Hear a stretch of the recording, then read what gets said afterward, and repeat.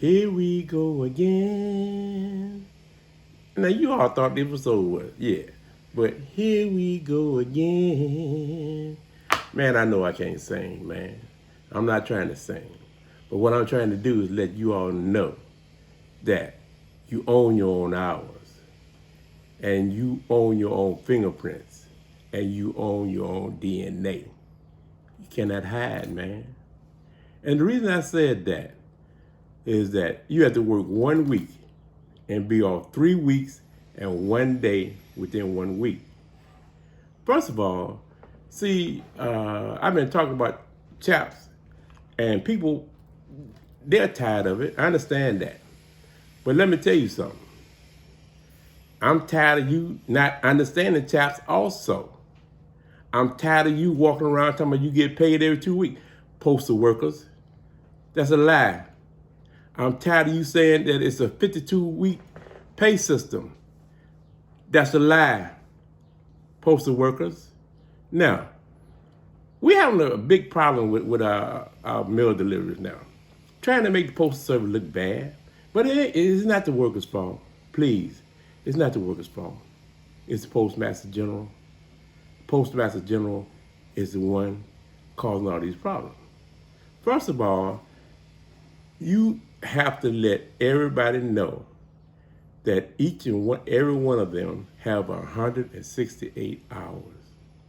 You have to work 1 week and be off 3 weeks and 1 day within 1 week. So if you're working in a pay location, let's say pay location, quite naturally right now, you should know the pay locations. But if you don't, get this book and explain it to you. So let's use pay location number 2. That's the pay location I worked in just about all the time I was at the post office. But I was never fully working 40 hours from 4 to 12. Let me say that one more time. I never truly worked in my pay system from 4 to 12. And people think that you're going to work 40 hours a week for 40 hours of pay. Not true. Now, even if you go down to the labor board, because I went down to the labor board, and they told me, hey, where's your money at? Then you get paid 40 hours for 40 hours of work? I said, yes.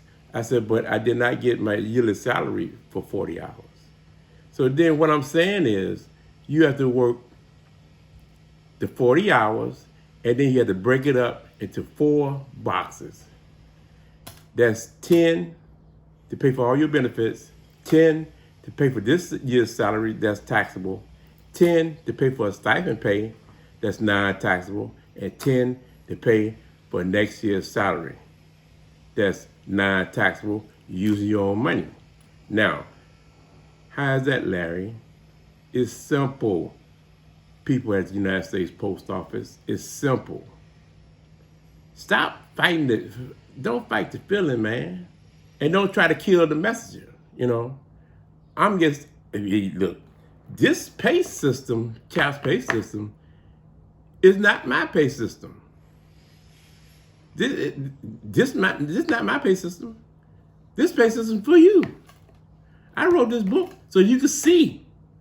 Because you cannot work out of your pay location, for one thing. And then another thing, you got to understand your pay location. You got to understand what you were doing in your pay location. So let's get to it. Now, there's 5 different pay systems in the CHAPS pay system. Let's start with the full-time military CHAPS. Full-time military CHAPS is that you work a regular work week, and a regular work week is 24/7, and you have a holiday work week. A holiday work week is 24/8. Now, if you're in the military, full-time military, you're gonna work just a regular work week because you are not gonna be getting paid being off for a holiday. Just in case you're on duty. Now, I know that's kind of hard to explain if you've never been in the service or anything like that, but I'm just trying to line your hours up. Now, you work 5 days a week, for 8 hours pay. Okay. So full-time military, you work from Monday, Tuesday, Wednesday, Thursday, Friday. That's it. Now, it's a certain myth, just like the myth is that it's a weekend. People say, "Oh, it's a weekend, man." It ain't no such thing as a weekend. A weekend is when your weeks, personal weeks, has ended. And that's a weekend. It's when you 6 feet in the ground, your weeks has ended, Doc. That's a weekend.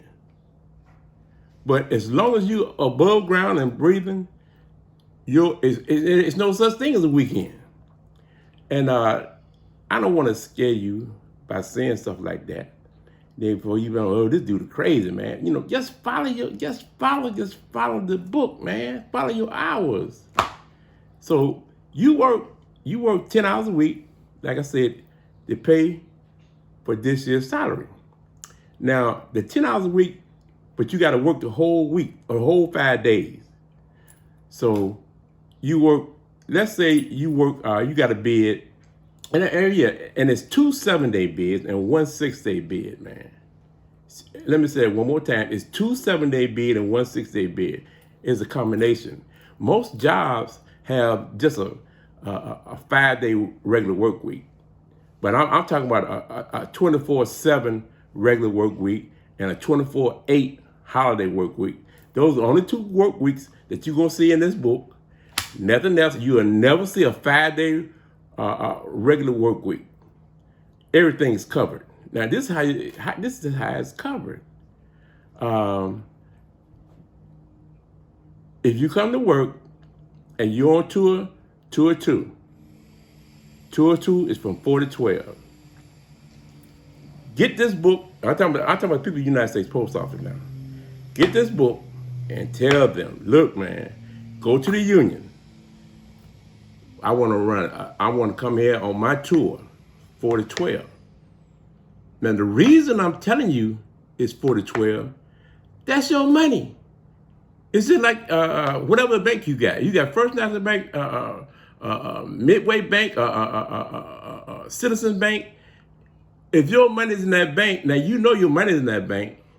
It's the same thing as your pay location. Your hours and your money, 168 hours per week, is in there.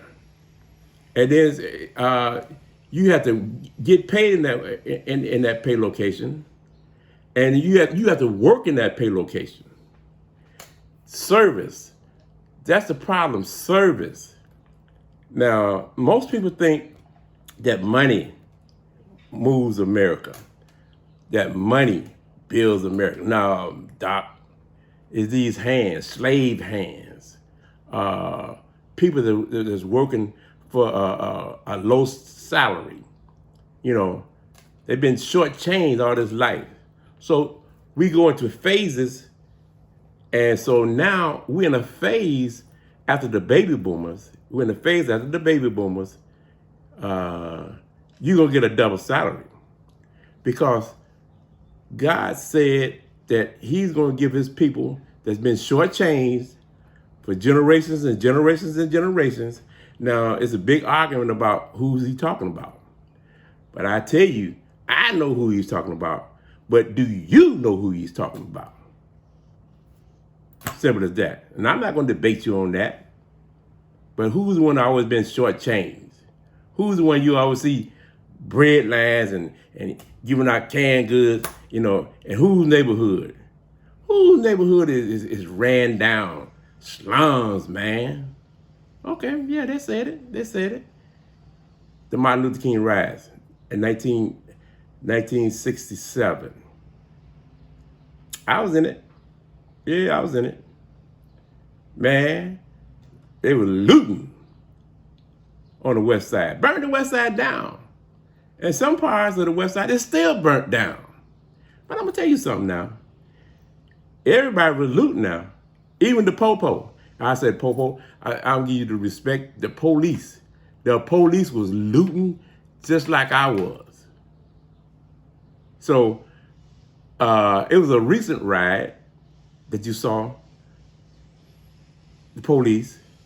Now, the police couldn't loot. But guess what? They caught them on camera, sleep. And they tried to make a big deal out of that. No, they couldn't make a big deal out of it because guess what? Now, people is on the police. Now, the police in the business of bad things. Just about everybody is part of this of bad things, okay? Now, guess what? Let's say you're a police officer and your daughter is finna get married and you get your suit and stuff like that. You're going to give your daughter away.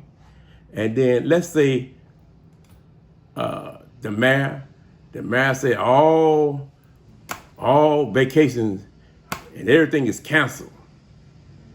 Put on your rag gear because you got somebody breaking in downtown.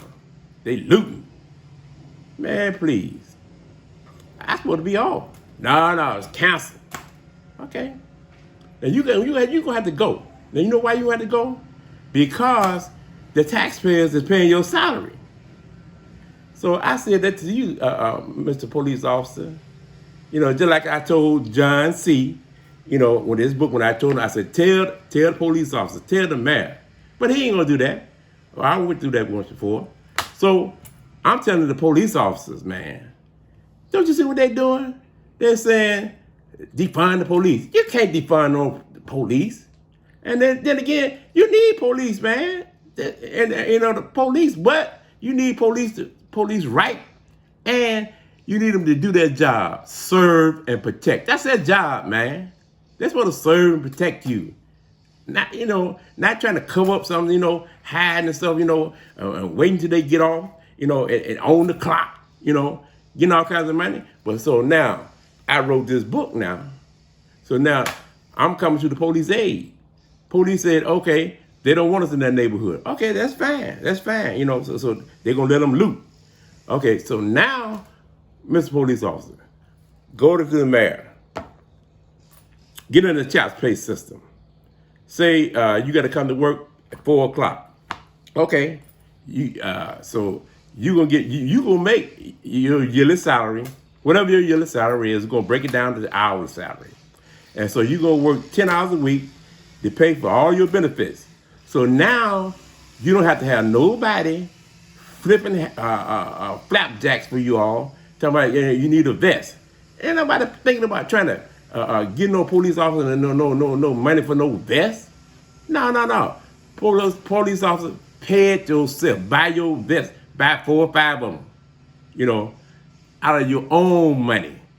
Your money that you working for your benefits. And then you pay yourself your salary. And then you pay yourself a stipend pay, a double salary. And the reason you pay yourself a double salary is you paying yourself for next year's salary using your own money. So you got to get that next year's salary back. And so now you will stop the mayor from running around with marijuana tax, casino tax, gas tax, bag tax, state tax, federal tax, you know, and you will pay your own self. That's why I said in the last video I did, I said it's a tax revolution. We're going to stop paying taxes because there's no need for it. There's no need for it. So let me say that one more time. There's no need for it, Doc. You had to work 2,080 hours for your yearly salary. You got to work 2,080 hours to pay for all your benefits, man. And you got to work 2,080 hours to pay for your stipend pay. And then you got to work 2,080 hours to get that money back just in case you want to retire. If you want to retire, or either you get hurt on the job, or either if, let's say, unfortunately, you get deceased on the job. I don't want to say killed or something like that, you know, but you die. Don't come back home. Look, if you're in the child pay system, your beneficiary, your family will get your salary for the rest of their lives. That's the difference between like Social Security. Social Security, as soon It's your family members, the dependents go. If you go, uh, that's it. That money is gone. But if you're working in a child pay system using your own money, and everything's gonna be all right.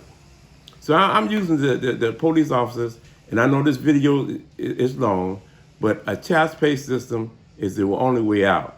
Politicians use the child pay system because you got to work the same way. You got to give that money back instead of collecting taxes. Like I said, you got to use your own money. You got to give it back. Okay. Thank you very much.